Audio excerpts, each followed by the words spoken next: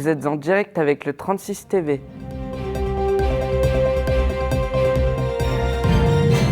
Nos envoyés spéciaux sont partis en quête des métiers d'hier dans la commune d'Anor, dans le sud avesnois, à la frontière belge. Nous sommes maintenant en direct avec Benjamin, qui se trouve en ce moment même en plein cœur d'Anor. Alors Benjamin, vous nous entendez ? Oui, Antoine, je vous entends. Je suis actuellement devant chez Christine. Et oui, Christine va nous parler de charbon. Et oui, de charbon. Je vous propose donc de ce pas de la retrouver. Suivez-moi. Eh bien Benjamin, nous vous suivons.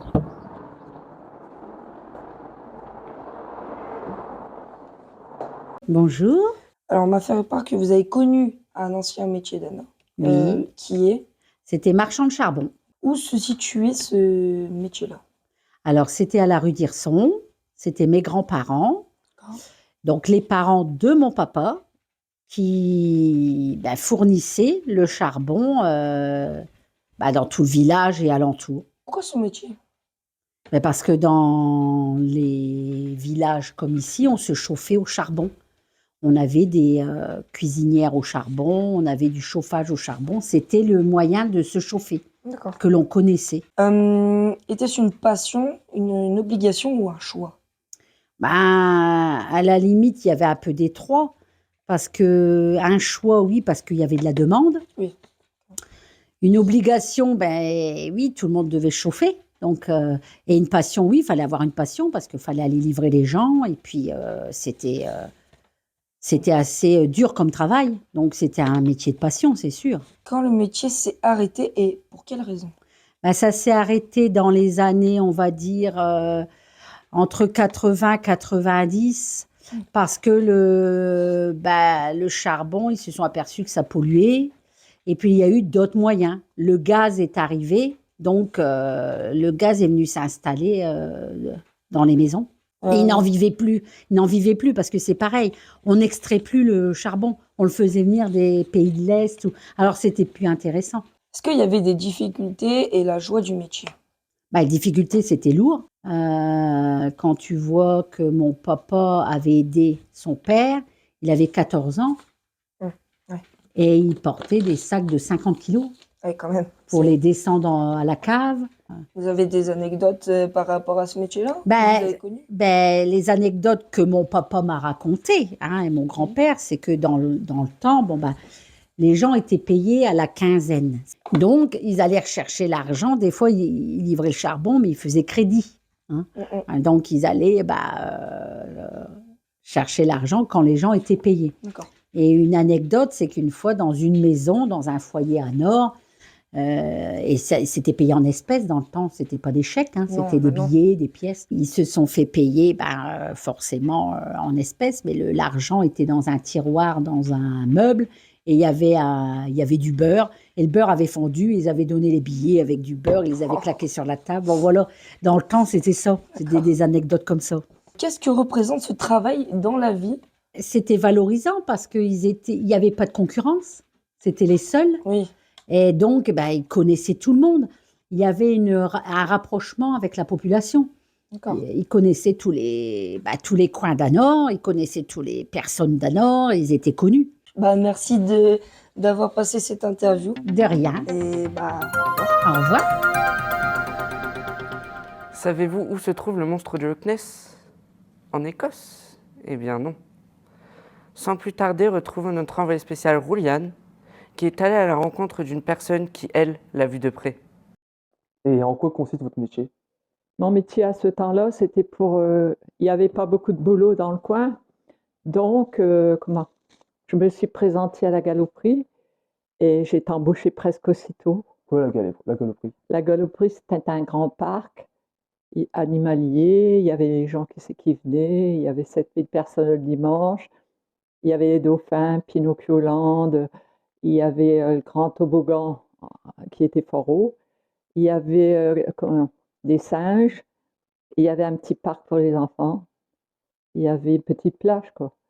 Il y avait beaucoup de choses, les balançoires, les vélos anciens, les tonneaux qu'il fallait rouler dedans. C'était magique, c'était bien. Et puis il y avait le tir au ballon. Alors, il y avait les barques dans sur l'eau. C'était bien aussi. Qu'est-ce qui rend votre métier particulier ou insolite? Bah, ce métier-là, c'était bien en fait, puisqu'on était en contact avec les animaux, avec les gens. Il y avait 7000 personnes le dimanche. J'allais voir les dauphins, les perroquets, tout ce qu'il y avait. Voilà. Quelles sont les compétences ou les qualités indispensables? Bah, disons, il fallait être courageux parce qu'on faisait 15 heures par jour, il fallait nettoyer, il fallait pas qu'il y ait de traces sur les garrots. Et moi, je travaillais dans le self, les gens y passaient, j'étais au plat froid, et à côté de moi, il y avait des plats chauds. Et puis, quand il y avait 7000 personnes le dimanche, on n'avait même plus le temps de relever sa tête. Les glaces, ils nous demandaient une pêche melbon, on faisait n'importe quoi, on n'avait plus le temps de regarder. Oui, Que souhaitez-vous que les gens retiennent de votre témoignage? bah, disons que c'était un beau parc, magnifique, des animaux, tout ça, c'était bien, les dauphins, tout ça. Ah ouais, ça nous plaisait, quoi. Il y avait un grand cercle de 250 personnes et le deuxième 100 personnes. C'est-à-dire que quand il y avait des groupes, tout ça, 250 personnes qui venaient d'au monde, des retraités des usines, tout ça. On va parler du monstre de Loch Ness. Pouvez-vous expliquer c'était quoi? Ben, le monde du Loch Ness, c'était sur l'étang, bouger, tout ça. Et maintenant, il est dans la forêt pour aller sur Paris, je l'ai vu. Donc, il est plus là. Il est parti là-bas. Voilà. Ah, c'était marrant pour les gens. Et tu avais comment que ça s'appelait là? Ah, King Kong aussi, qui portait les enfants. C'était bien aussi. Bonjour Jocelyne, merci de nous avoir rejoints sur le plateau du 36 TV ici à Hanovre. Bonjour. Alors Jocelyne, c'est une sacrée expérience que la vôtre au sein de la galoperie. Bah oui, j'ai travaillé 8 ans là-bas. Donc voilà, j'ai beaucoup de souvenirs. Ouais, c'était trop bien le parc, immense et tout. Beaucoup d'animaux, tout, le self, ils accueillaient 300 personnes dans le self et le petit 100 personnes, 7000 personnes le dimanche. Les gens venaient de loin, les Belges, tout ça, des Flamands, du côté de Dunkerque, tout ça, Lille, Villeneuve d'Ast. Ah, il y a eu du monde là. Mais dites-moi du coup, quels sont les différents métiers qu'il y avait au parc de la galoperie? Ben, il y avait s'occuper des dauphins, nettoyer, leur donner à manger. Il y avait les singes, les animaux dans le petit parc. Ouais, il y avait des pans, tout ça, il fallait s'en occuper, petites biches. Ensuite, il y avait, oui, il y avait une dame à la caisse, c'est elle qui les prix, tout ça, qu'elle accueillait les gens pour payer les factures de ce qu'ils prenaient. Il y avait des jardiniers, il fallait bien s'occuper des pelouses, tout ça. Des gens qui ramassaient les papiers aussi, parce qu'il y en avait. Hein. Et puis s'occuper de l'étang aussi, nettoyer, tout ça.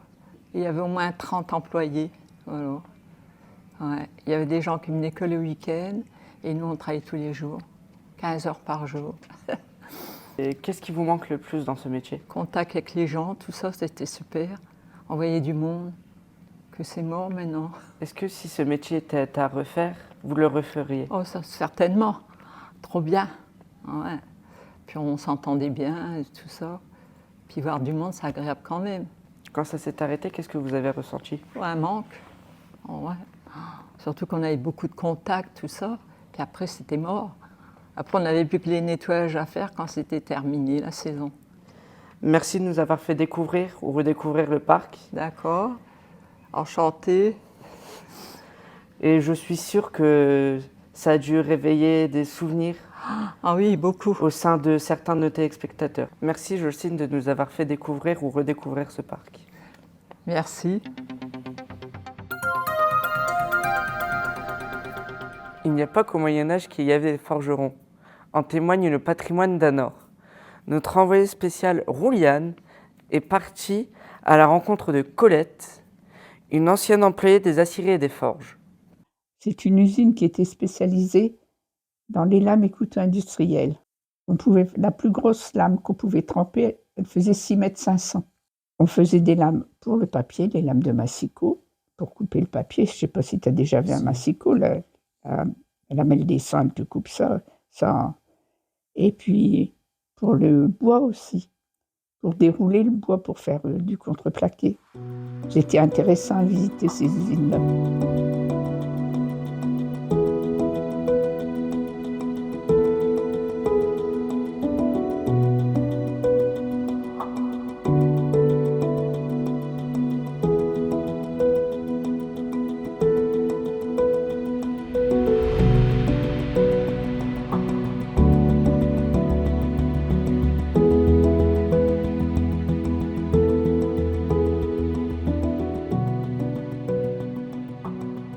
pour les métaux, c'est tout ce qui casse, la tôle, les billettes, tout ça. Alors, on avait différentes qualités d'acier, hein.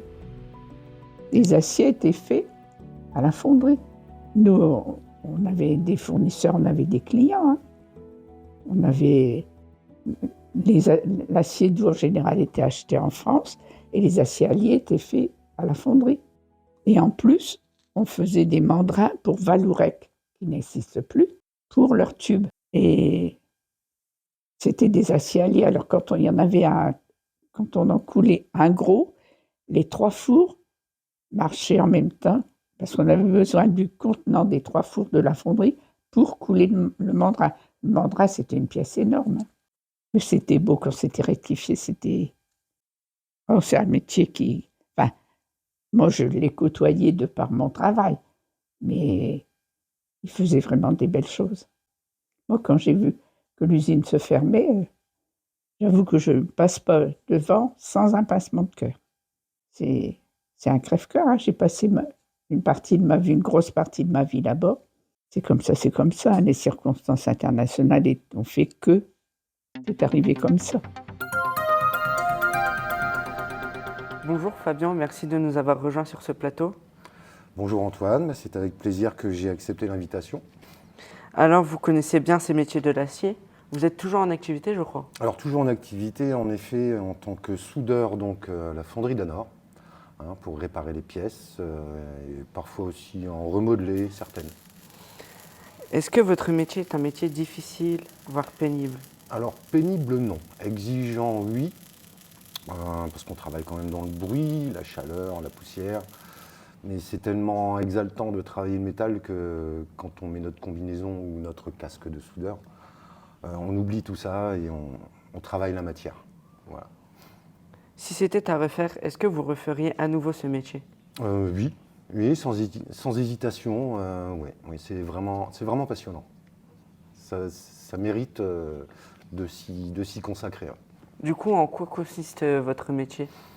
Alors, j'arrive le matin dans la fonderie, donc on se met en activité. Alors, je reçois des pièces qui sont parfois abîmées, fissurées, où il manque des morceaux. Donc, je prends mon poste à souder, je mets ma combinaison, mon casque, parce qu'il faut bien se protéger.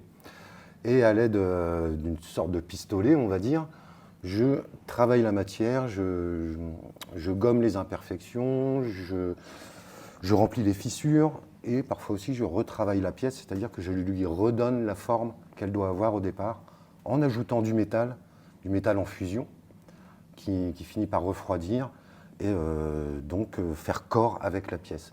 C'est un peu comme de la pâte à modeler, c'est un peu ça, quoi, en fait. On travaille la matière.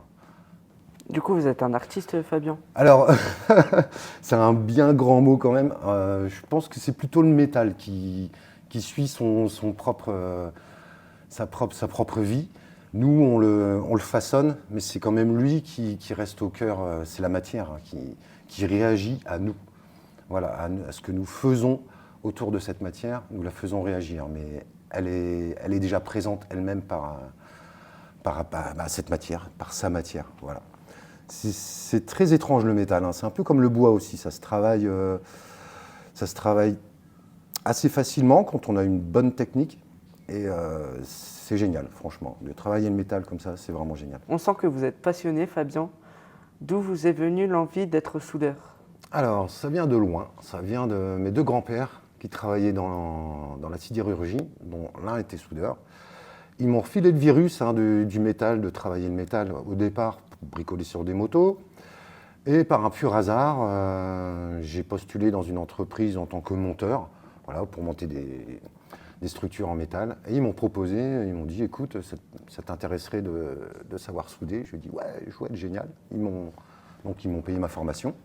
Et à partir de là, j'ai découvert cet univers de la soudure et voilà, ça me colle à la peau. Entre le monde de la soudure avant et celui actuel, y a-t-il des différences ou il est similaire? Alors, il y a quand même des différences au niveau de la technicité. Hein, le matériel a progressé, a évolué. Mais par contre, le geste de l'humain reste toujours primordial. Un robot ne sait pas encore faire ce qu'un humain sait faire sur une pièce, par exemple. Ça reste toujours un métier où l'humain a son importance. même si les techniques ont beaucoup évolué. Il y a des robots qui sont en capacité de faire des soudures, bien entendu, simples, mais dès qu'il faut commencer à faire des soudures compliquées, aller dans des endroits où c'est difficile d'accès, il y a encore, c'est la main humaine qui prédomine, voilà, qui est la plus forte. Eh bien justement, Fabien, vous nous parlez de l'humain. Est-ce que des femmes soudent aussi? Alors bien entendu, j'ai une amie d'ailleurs qui soudait sur les chantiers de la Loire-Atlantique pour la fabrication des bateaux. Donc elle passait ses journées vraiment à faire de la grosse soudure. C'est quand même un métier de bonhomme au départ, mais voilà, ça s'ouvre de plus en plus et de plus en plus de femmes accèdent à ce métier et s'éclatent comme nous, quoi. Auriez-vous un conseil à donner aux jeunes pour entrer dans la vie future? Alors pour entrer dans la vie future, ouais, c'est assez simple en fait en définitive. Faut suivre ses passions, son instinct aussi. Moi, ma passion de la mécanique a fini par me faire plonger dans ce métier de soudeur. Voilà, en partant d'une simple passion, c'en est devenu un métier. Pour beaucoup de gens, c'est aussi le cas. Donc de suivre son instinct, de son inspiration, de vouloir aussi, et de continuer dans cette voie pour pouvoir arriver à des objectifs précis, d'avoir son petit métier qu'on aime. C'est quand même important d'aimer son métier. Mais surtout, voilà, et ne pas hésiter à explorer différentes facettes. Moi, j'ai travaillé le bois aussi avant, c'est intéressant, mais c'est plus le métal qui me branche, qui me fait triper, quoi, en fait, en gros. J'ai essayé différents métiers, j'ai aussi été éducateur spé en structure, en externe, nanani. Mais mon instinct primaire m'a poussé vers cette voie de la soudure. Tu vois, c'est étrange, mais c'est comme ça. Merci Fabien. Nous sommes certains que votre expérience aura su interpeller de nombreux téléspectateurs. Eh ben, j'en suis ravi. Voilà. Si ça peut donner une petite étincelle à quelques personnes, ben voilà, c'est parfait.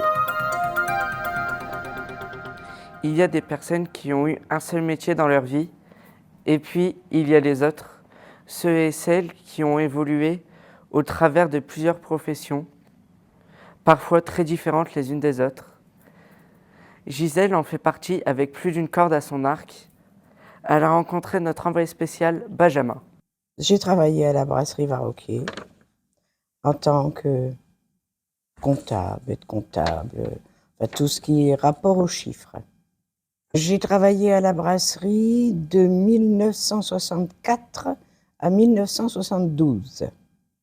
Je travaillais sur une machine à dos, une machine comptable à dos, et je tapais des chiffres à longueur de journée. Quand j'ai arrêté en 72, les brasseries sont parties à Fourmies. Ils se sont appelés les brasseries de l'Avesnois.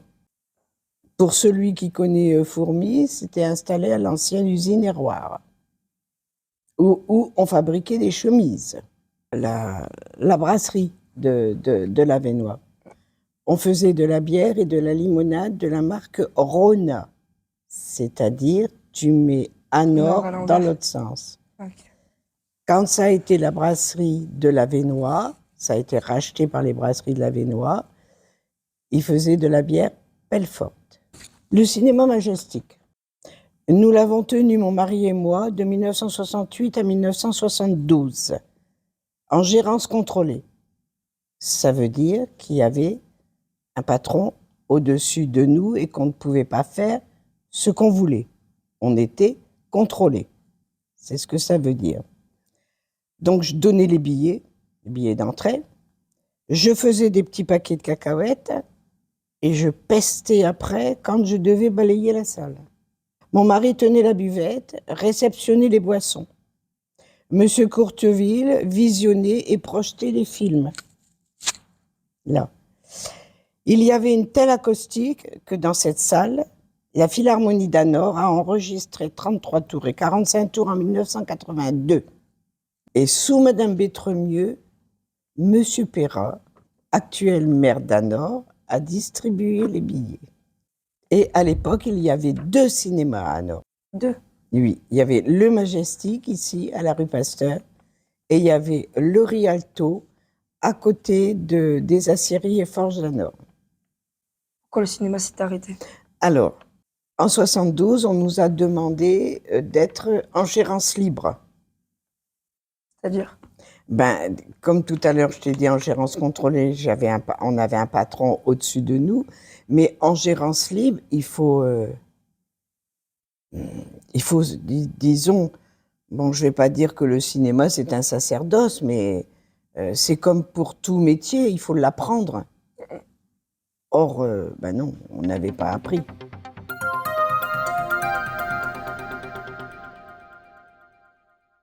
Когда из родной Гаваны топлили явдаль, лишь угадать сумела наю печаль. Bonjour Gisèle, merci d'être venue sur ce plateau. Bonjour Antoine. Et alors, ça s'arrêtait comme ça? Le rideau est tombé, clap de fin pour le Majestic? Eh oui, en 1972. J'étais en gérance contrôlée et on a voulu me passer en gérance libre et j'ai dit non. Voilà. Parce que j'avais un mari à musette et que il n'y aurait pas eu beaucoup de rentrées. Du coup, est-ce que ça veut dire qu'il n'y a plus de cinéma à Nord? Non, il n'y a plus de cinéma à Nord. Le Majestic est arrêté et l'autre cinéma arrêté avant. Qu'est-ce que vous avez ressenti à ce moment-là, Gisèle? Ben, un manque de... Parce qu'à l'époque, il n'y avait pas beaucoup d'amusement à Anor. Et le cinéma, c'était un lieu de rencontre. Les deux cinémas, le Majestic et le Rialto. Est-ce que les gens d'Anor, ils allaient s'amuser à Fourmi?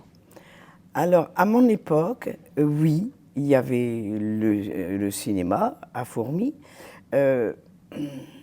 mais il fallait avoir une voiture pour aller à Fourmi. Ou alors, je ne sais pas comment expliquer, moi j'y allais à pied, avec mon mari. Vous y alliez à pied à Fourmi? Ah oui, parce qu'il y avait des grands films, et puis ben, quand les films finissaient, il n'y avait plus de train, donc on revenait à pied. C'était la belle époque, Gisèle? Ah oui, ah oui. C'était, maintenant on dit, c'était avant. Mais avant, je pense que c'était, pour moi, beaucoup mieux que maintenant. Les gens sortaient, les gens vivaient. Maintenant, les gens sont devant leur ordinateur. Si c'était à refaire, est-ce que vous changeriez quelque chose? Ben, je pense que j'essaierai de continuer le cinéma pendant quelques années. Mais il n'y avait pas que le cinéma. Hein. Il y avait la Philharmonie aussi, Philharmonie d'Anor. Il y avait la musique. Racontez-nous, Gisèle.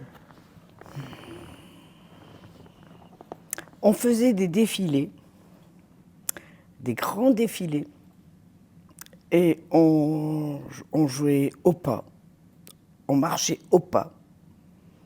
Moi, j'ai fait des kilomètres dans Anor, c'était autre chose. Il y avait des cafés, il y avait, je ne sais pas comment expliquer, c'était plus vivant. Est-ce qu'il y avait des balles? Ah oui. La première salle des fêtes à Anor a été construite en 1970. Et la tenue, c'était longue robe pour les dames et costume pour les hommes. On n'y rentrait pas en basket, pas comme maintenant. Enfin, maintenant, il n'y en a plus de balles alors. Est-ce que vous alliez au bal à Fourmi? Non. Avec ce qu'il y avait, ce qu'il y avait à Anor, c'était suffisant. Et puis, en plus, j'avais 4 enfants. Vous les emmeniez pas au bal? Non. J'avais une belle maman qui les soignait. Très gentille. Par contre, je les emmenais avec moi à la musique et ils défilaient avec moi, à côté de moi, à la musique. Est-ce que vous les emmeniez au cinéma? Ben non. Pourquoi? C'était une autre époque. Et je sais pas quoi, je peux pas expliquer ça. Quel conseil vous donneriez aux jeunes par rapport à leur avenir professionnel ou leur vie? Alors, le conseil que je donnerais aux jeunes pour leur avenir professionnel et leur vie, c'est de ne pas rester à côté de papa-maman, de prendre son envol et d'aller, de bouger, de sortir de leur petit village, de sortir de leur confort, de bouger. Voilà. Et d'apprendre bien à l'école pour avoir quand même un bagage. Eh bien, merci Gisèle pour votre témoignage passionnant. Attendez-vous à ce que certains de nos téléspectateurs vous interpellent dans la rue pour en savoir plus? Ah bon? Eh bien, on m'interpelle déjà dans la rue. Eh ben, j'espère que ça continuera, hein. N'est-ce pas? Oui. N'est-ce pas, Antoine? Oui. Hein, vu l'âge que j'ai, que ça continuera encore une paire d'années. C'est ici que ça s'arrête pour aujourd'hui. Nous vous remercions de nous avoir suivis sur le studio du 36 TV en direct. Bonne journée à tous et à très bientôt pour un prochain numéro avec nos envoyés spéciaux.